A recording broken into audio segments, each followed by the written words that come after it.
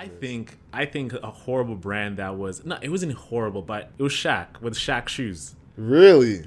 I just think he was not the ideal figure of inspiration kids want to be like. And I said this to you before. What? Shaq shoes, bruv. Who's rocking Shaq shoes? Hello and welcome to the Hustle Over Everything podcast. This is the podcast where we receive stories, tips, and tactics from entrepreneurs who have done it.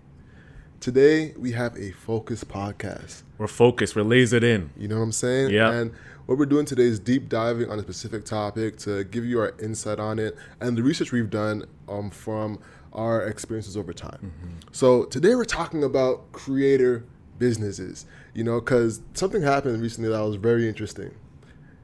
Stephan went broke. You know what I'm saying? That's a great way to start this. To start with a hook. Went broke. Stephan, out of all people. Stephan went broke. For the people who don't know Stephan, like let's give an intro on Stephan and who he is. Stephan is one of the biggest YouTubers in the financial space. Mm-hmm.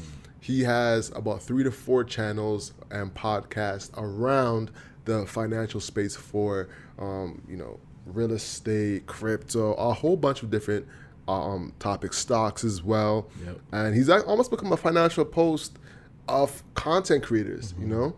And he has a brand called Bankroll Coffee. And it was very interesting because the coffee was supposed to symbolize him having budget-friendly coffee, right? And what he did is he had a specific brand that was meant to, have low cost and be easy and quality at the same time. Mm-hmm. But one thing he ran into is once the cost started to rise up, he had to face a hard bullet of, do I increase the prices or shut down the company? Yeah. And one thing that was really interesting with it as well is that he wanted to remove himself from the brand itself. He wanted to remove himself from the brand, which I found really interesting because other creators are aiming to do that. Another one is the Essentials line. Have you heard of the guy Teaching Men's Fashion? No. So Teaching Men's Fashion is like a big fashion brand for men on YouTube. He literally teaches men's fashion and has like how to dress, how to start a brand, exactly, how to look swaggy, how to look stylish as a man. Gotcha. Teaching almost like what's his name?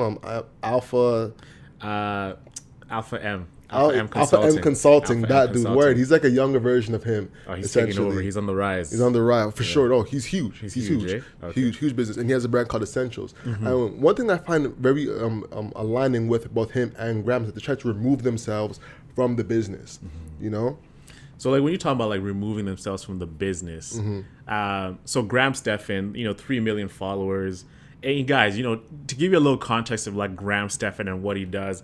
This is one of the most frugal guys ever. The way he rose to fame and fortune is his philosophy on life is that you got to live frugally. You got to be able to save every penny you have and also enjoy the luxuries of life. But the way you enjoy those luxuries of life is by having income that is passive to you, where like it's consistently coming and you're living below your means that you can actually enjoy those fruits of life. So one thing that stood out to him when he was starting Bankroll Coffee is that he didn't want to pay $5 for a mocha latte, these grandes, these ventis, whatever it is. Even till this day when I go to Starbucks, I'm thinking about, what the hell is a venti? I've been to Starbucks many times and I don't even know what a venti is. That's a large.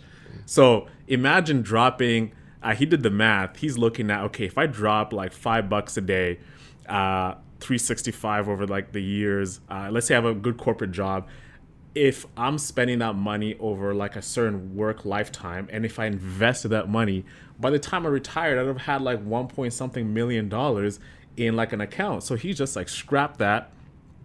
It'll be fun project to create my own coffee, and he's a coffee addict, and let's see how that rolls out, right? So he creates this brand. And he launches, and then he realizes there's a lot of bottlenecks that come with launching a brand, especially a brand that's like, when we talk about focusing on the customer, we talk about catering to people and like having low cost stuff. by adding those things that create the brand, like those moments of truth, like, you know, when you open a package, how you gonna feel when you do that. So he's trying to do that. He's trying to add a card. He's trying to make flashy packaging. He's trying to do all these different things, and then he realizes, man, this is eating up costs. It's not really gonna do it. So his margins are super thin, and that's why you're coming in here. He says he has to take himself out of the business for it to be successful. Which I think was a bit of a mistake, because he said something that was very interesting. What was that? He said that when he was looking at his analytics, people were coming back to purchase, which is a very big thing. Your LTV in your business is everything, you know? So when people were coming back to purchase, that means that they didn't still like it for him. It means they like the coffee for the coffee. Yeah, because right? you and I know there's been many creators we've purchased. You've purchased from a creator before. Is it the Beard Brand kit? That wasn't a creator. That was ish. It's a creator-ish. But you respected him because I respected the personal brand, and you were like, "Yo, let me support this." But you were disappointed. Oh hell yeah! So you're not going back. So it just shows you the discrepancy of, you can be a great creator, but even if you create a great product or brand, it's not really gonna be something that people are gonna like roll with you just because you're Alex from Hustle Over Everything. I'm gonna buy your t-shirt. That t-shirt can come in bad packaging, and I'm not gonna buy anything from you, but I'll listen to your videos. So it really just says, okay, the market is always gonna be testing you over and over again, regardless of what kind of creator you are. Exactly. Which is the big gem here, I think it is. Facts is that even if you're a creator, if the product isn't good enough, people are not going to come back and repeat the purchase. So you're either going to have the goal of, I just want one person to buy it one time, or someone to buy it multiple times over and over and over again. And the thing is that coffee is a re-consumable item. You know what I'm saying? You don't just have it once. You have it. That's when espresso is such a big company, because you continuously have it over and over and over again. So if you get people to buy into it once and they love it, they're gonna keep on purchasing over and over and over 100%. again. You know, it's not like a T-shirt where you're just like, all right, I want a T-shirt once and once I have this T-shirt, I'm just gonna keep wearing it forever and ever. You know, until it like actually breaks down. You consume the coffee all the way through. So now, once you realize that, you're kind of faced with the question of, all right, do I still remove myself? And Graham chose to stay removed, and I think that was his biggest mistake. Why do you think it's a big mistake? Because once you have a product that people will continuously use, you can leverage your brand to get people in the door, and then you can count on people continuously coming back in over and over and over and over and over again. You get what I'm saying? If I was Graham, I would be selling it to Whole Foods, being Whole Foods with a whole picture of myself, the whole cardboard cutout, like, hi. Yeah. You know what I'm saying? Yeah. Like, I would do that whole thing, because I know that if people try it once, they're going to love it in comparison to other brands, because they already love me. So it's like a double whammy of, all right, I'll try Graham once. The coffee's good, so I'll continue to get it. You know what I'm saying? It also goes to this, like, where he's starting a brand, Bankroll Coffee. It's not Graham Stephan Coffee.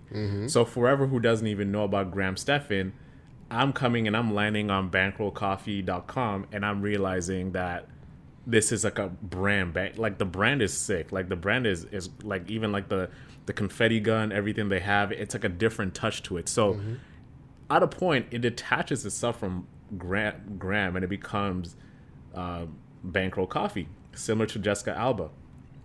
Right, we know Jessica Alba, prolific actress, killed it ever since she's 13. But she realized that a lot of the products that were being sold on the shelves included a lot of toxins and a lot of things that were bad for people's health. So she decided to start her own brand, her own company called Honest Company, which created eco-friendly products. Over time, Jessica Alba's brand became Honest Company. I wasn't even thinking about Jessica Alba. Like, Honest Company now, it's a $500 million company. It's not JessicaAlba.co. It's, over time, the business becomes the business. So even though Graham took himself out and Jessica took himself out, the business at the end of the day is its own entity. 100%. So like that's the power of it. Like, even though if you can create a creator, there's like a lifeline as a creator that you have to really milk it out as a creator.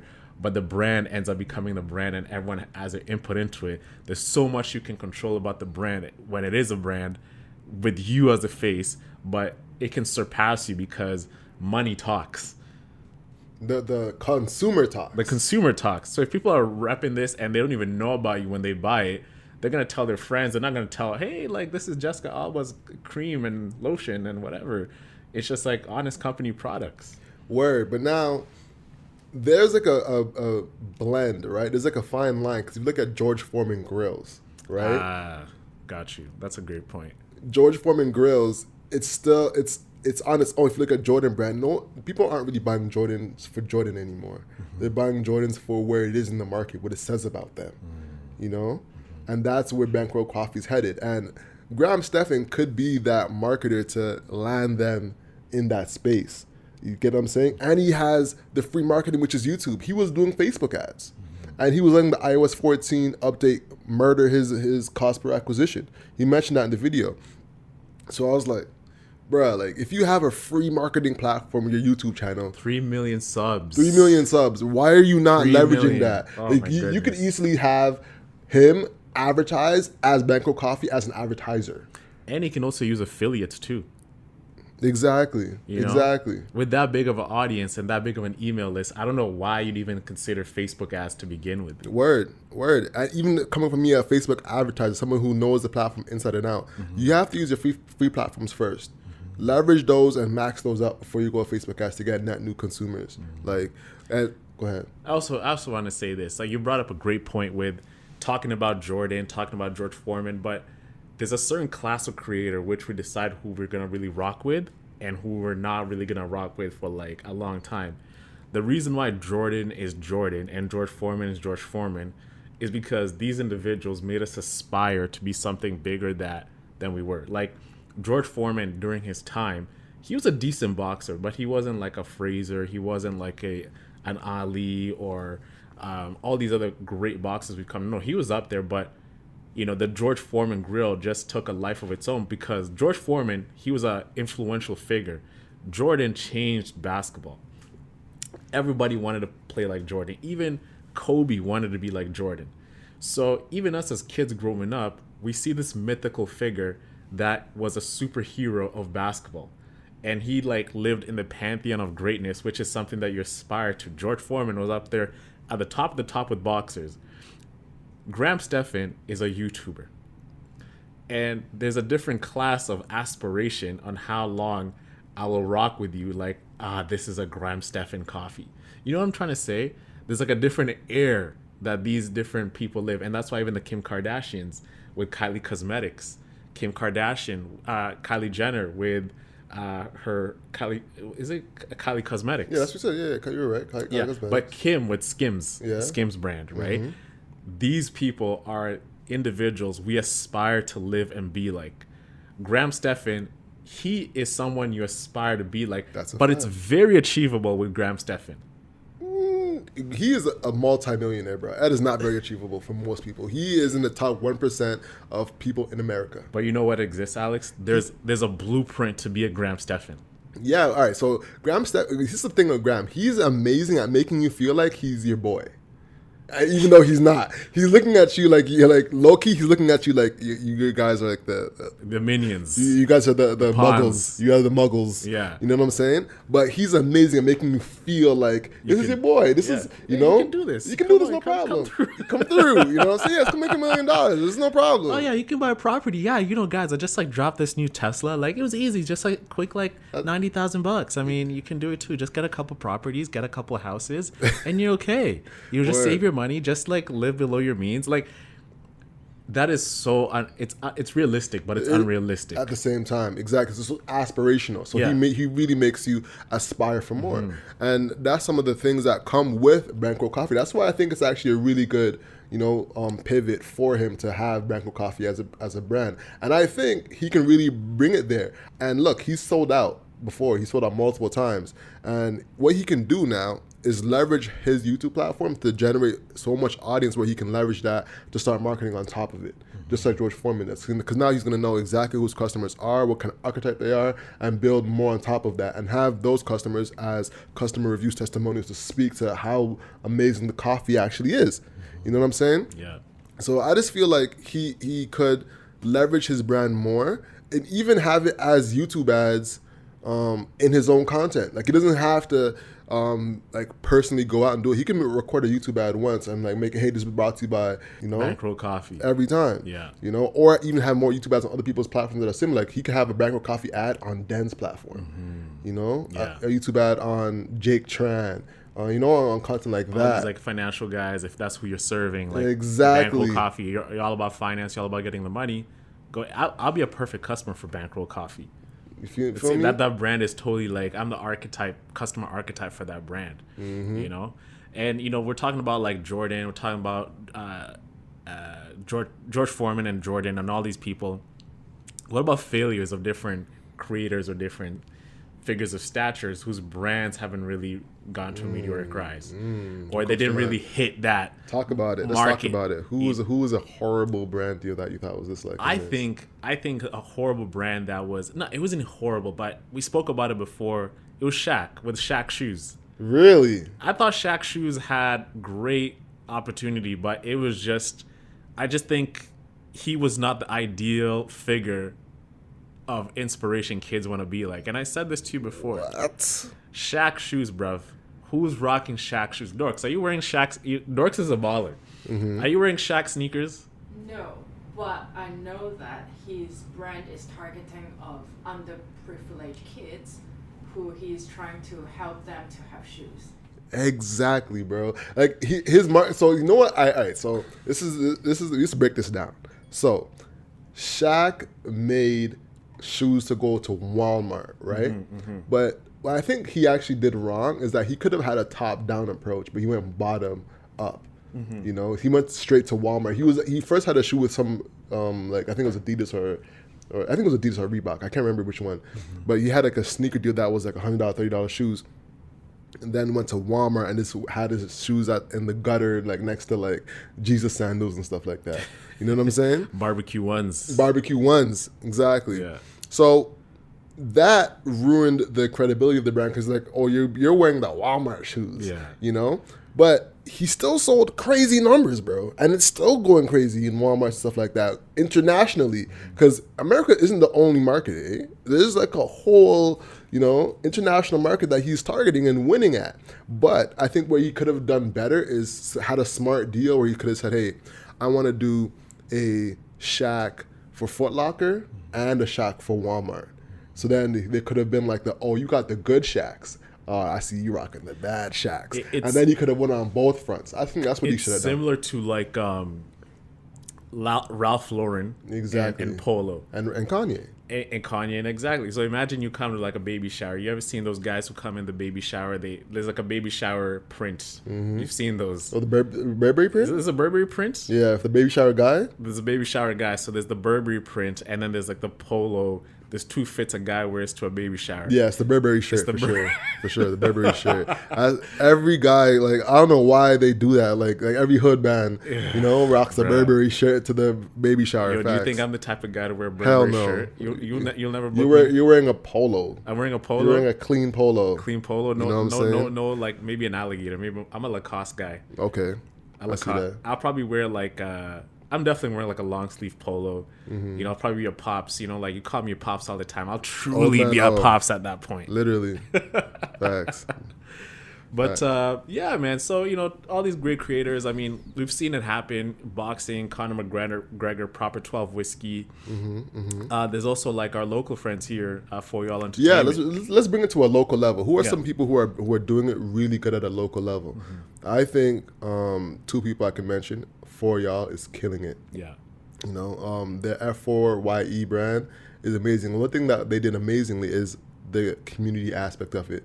The way they've been able to like brand it outside of themselves and bring in like other people around them to make it like a community brand so everyone feels included once you wear it. It's more of like a statement once you wear it. So people would actually see, but he fucks with 4y'all, you know what I'm saying? And be able to actually relate to whoever is wearing one it. of us. Yeah. There's a certain distinct that I get when I see someone wearing for y'all. It's a certain Toronto brand. Like, and the Toronto brand, when you see, like, it's the Toronto way of living. It's like very exclusive, but it's also inclusive at the same time, right? Like for y'all is very inclusive, but it's also exclusive. and there's a certain marker like they Exclusive. fit. How exclusive? How? Inclusive, like as in the way a 4-year-old person will move. It's like very young. It's very hip. There's a certain like. I know you're thinking like the way I just said that. That sounded horrible. That sounded like you're in a meeting, a corporate meeting. Yo, guys, we should hop on this trend. They're very young. They're very hip. Oh my god, we should invest in them. Yeah. Oh my goodness. We should be like 4 y'all. These are guys we should be targeting for our ads, guys. Come on. So that's how I'm seeing it. Like there's a certain element of a Toronto girl, a Toronto guy, the way they move, the way they talk, and if you're not a part of that, or if you don't roll like that, you don't really fit in. You know what I'm saying? There's a certain like cool like Toronto. Imagine we went to like the event on Ossington. The Bully event. The Bully event. Shout out Bully. Everyone had that Toronto energy to them. It's kind of like I fucks with you, but I don't fucks with you at the same time. Interesting. And you know what I'm talking about when I say this. Yeah, It's like support, but it's fake support. Oh, for sure. I get what you're saying, but some people did support us. Like, look at Dante. We met Dante there, and he came through on the pod. Shout out to Dante. Yeah. You know, yeah. Honestly, it's a mixed bag. I find with Toronto when it comes to support. At least we can touch on this real quick. Like Toronto, what I feel like is a lot of people support you as far as they think, you know, they can stay ahead of you. You know, a lot of people, or they feel like, hey, if I help you, this will be putting you on, then I'm not going to help you. You know, but if it's just something that, you know, gives you a little bit of access, then it's fine. It's like you're going to get access, but I'm still going to be on top, and there's no way of you catching up to me right now. So let me just like get my points of feeling as if I helped you, and we can keep it rolling. Exactly. But if I feel like you're going to overtake me, like I feel like you're a threat, then I'm giving you the cold shoulder. Exactly. I'm prolonging whatever you need from me. Yeah. And you might not even get it. And it's more of a competitive landscape instead of an abundance landscape. You know, that's the difference. But yeah, 4y'all's killing it, dog. What I think is really interesting too is the fact that they had do-rags to start. And of course they have crazy waves, so it makes sense. But do-rags are also one of the only things that's consumable too. Like do-rags eventually fade and they get like holes, and you got to have multiple do-rags. You got to wash them. It's a daily thing people use. So it's a smart investment for a brand. And same thing with a lot of girls too. A lot of them will have wigs. A lot of them will have consumable things. Eyelashes is a big one for a lot of girls to use because they're consumable. You consistently use it, right? To refill. Yeah. Some of the girl creators that are killing it. Have you heard of Toni Daley? Yep. Really? Yeah. You put her on our internal doc to like someone we should talk to for the pod. But yeah, I'm familiar with her name, but I don't really know her business that deep. She had a really interesting story, bro. Take it. It's crazy. Y'all should YouTube it on your own. But her husband like left her, like this like a day. This like she woke up, husband gone. Just boom, everything. Just gone. You know what I'm saying? Savage, bro. So she had to like go through that whole process, and she documented it on YouTube.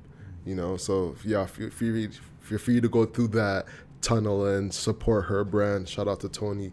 And she has wigs. You know, she sells wigs. My girls bought a wig from her, and it's very interesting to see her businesses as well. She has like earrings and stuff like that.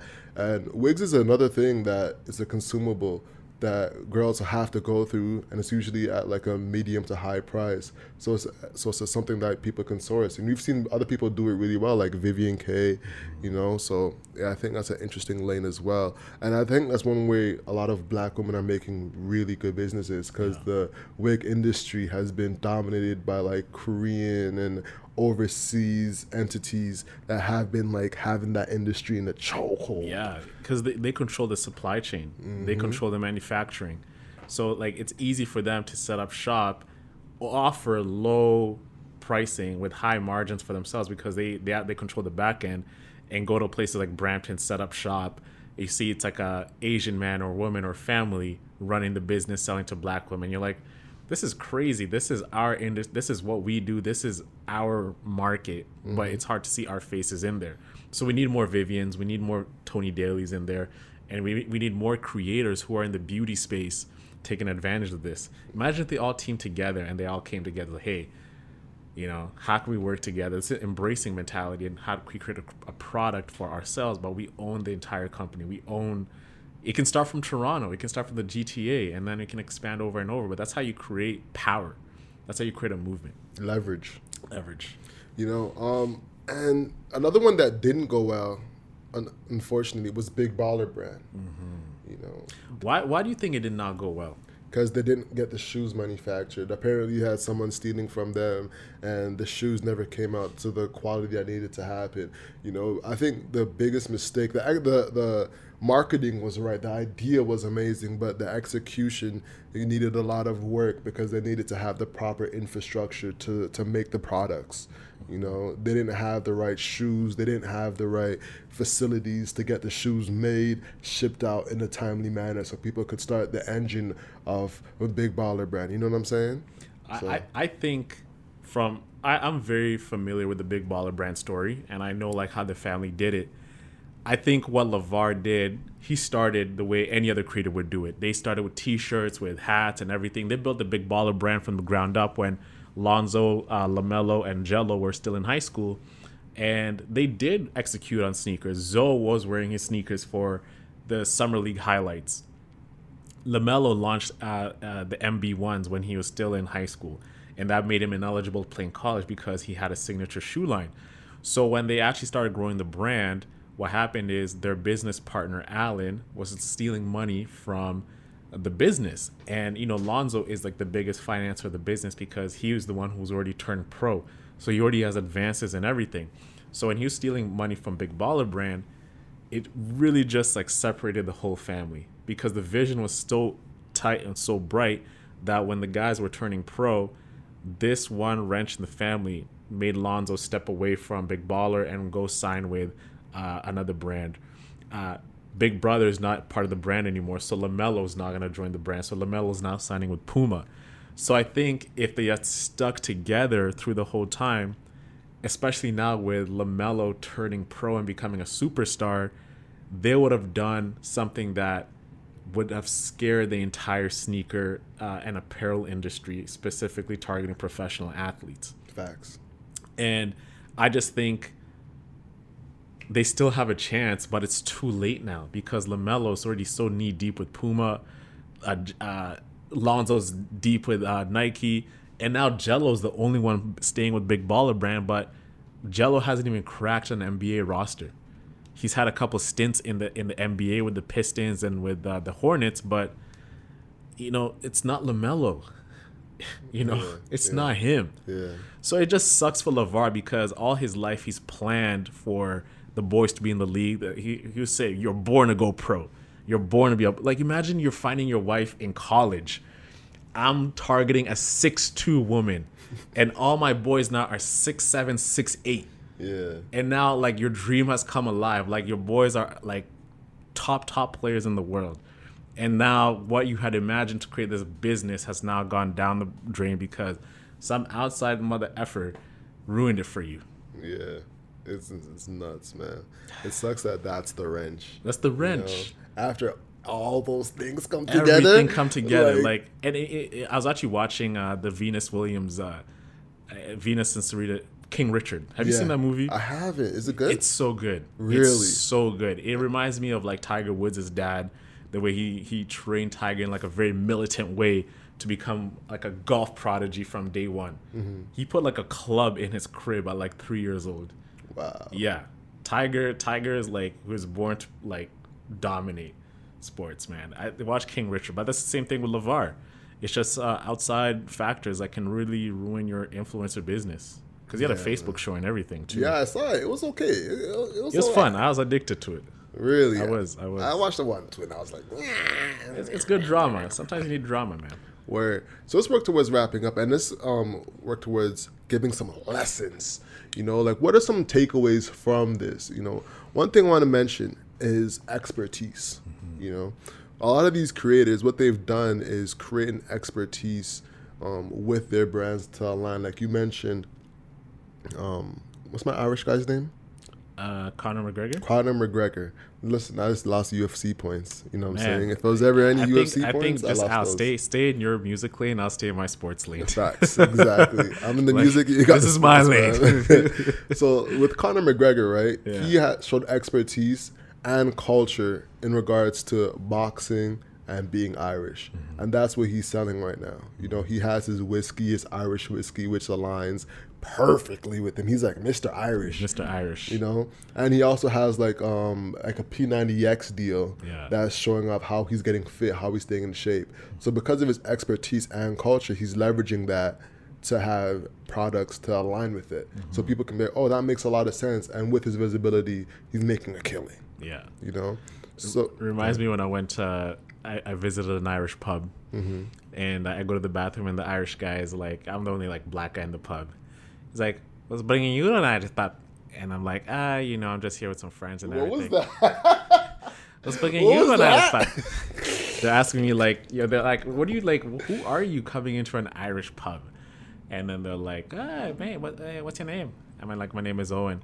Owen, you know, that's an Irish name, you know. And I'm like, oh yeah, it's like, yeah, but in Ireland they said it Oeon, Owen, not Oweon. I'm like, Owen, hey, mate, it's Owen. Yo, some Irish person's gonna shoot. It was bringing you to an Irish pub, like meaning what it says, like, black man, what are you doing in our space? For sure, without a doubt, without a doubt. Yeah. Shout out to the Irish people, bro. Yeah, but you know what we're talking here, Conor McGregor with his brand and all these influencers, bro, and it's a testament to what we're doing as creators. We have the more audience we build, the more opportunities we create for ourselves because we have a platform. We control our own destiny, you know, and it's not like once you build a platform, you're going down. You're always going up. Yeah. So it's like you can always like use that as a launching pad for many different things. Most definitely. And one thing that I actually want to mention as well is that a lot of creators are doing is they're building brands outside of the creator business in terms of where they're funneling it. Like, for instance, Graham has the business outside of it, so it's not tied to his actual creator business. Like the Graham Stephan show, the iced coffee hour, it's not connected to that necessarily. So he can promote it on the show, but it's not connected where if he sells it, it can go. So, for instance, he can still promote Graham Stephan, the iced coffee with the show and continuously have it going. But if he wants to sell it, it can still be its own entity without it. This way, when Jordan can sell Jordan brand and people can be like, oh, it's still Jordan and still buy it. You get what I'm saying? So the opportunity there is to be able to continuously create more and more products that you can then have as a media company go through your mechanisms to get to more people. So you have the ability to have, all right, I'll have the coffee go through there. I have my YouTube courses go through there. I have whatever I want go through there. So it's not just selling your audience, it's selling things to your audience in a smart way. So you never give up that access. That's actually reflective of what their archetype is. If you know you have a business audience, serve them business. Like coffee is the most business thing because you need it. You're hustling. You got to stay awake. You got to stay alert. So I think he's onto something with that. Most definitely. Lastly, one thing I want to say as well is LTV. LTV is all. You know, when it comes to a lot of these brands, the consumables is where I think a lot of people are making the most money. Like YMCMB, for instance, had a multi-million-dollar merch brand that Birdman started out of the blue, but where's that now? Yeah. You know, because people bought that sweater once and then they just... Like, what's YMCMB anymore? Exactly. Yeah. You know what I'm saying? But if you had a consumable, if you had maybe like YMCMB speakers, you know, that people can continuously use, YMCMB headphones that could deal with beats or something like that. That could be a consumable that you continuously use over and over and over again because you know it's a quality product that you continuously use. Yeah. You know what I'm saying? So just think about that for your businesses, guys, as creators. And we're all thinking about how we can continuously sell things to our customers. And that's where we're going as well with our products and services that we're trying to do. So I hope that hopefully that gave you some knowledge. What are some of the thoughts you have, bro?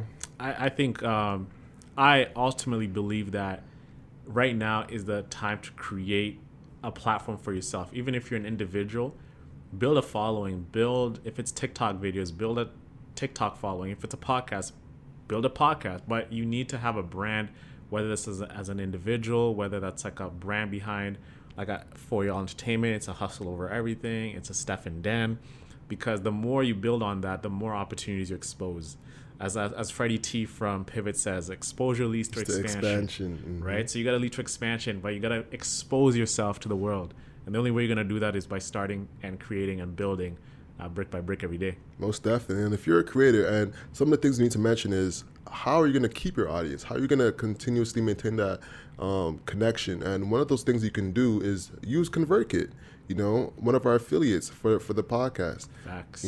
So you can easily hit the link in the description or on the YouTube video and join the ConvertKit, because they give 1,000 free emails. So shout out to ConvertKit for giving us the affiliate opportunity. And yeah, check them out. All right, we're working towards wrapping up.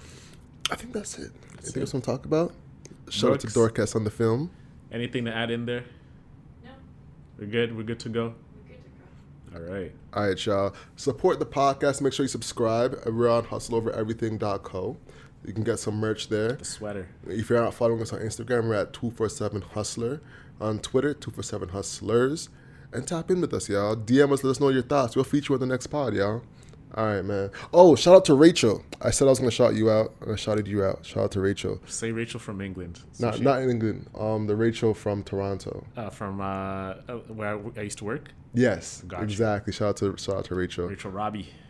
This guy's last names, bro. That's not her actual last name. Okay, good. Yeah, it's not Robbie. Okay, thank God. It's just a nickname, but she'll know who it is. Okay, good. Because this many Rachels would listen to the pod. Shout out to Rachel Robbie. Rachel Robbie, you know who it is. All right, y'all. With that being said, that wraps up the podcast. This is what you can't control. So control your grind and control your life. I'm Alex. And I'm Owen. And that's the podcast, y'all. Peace. Peace.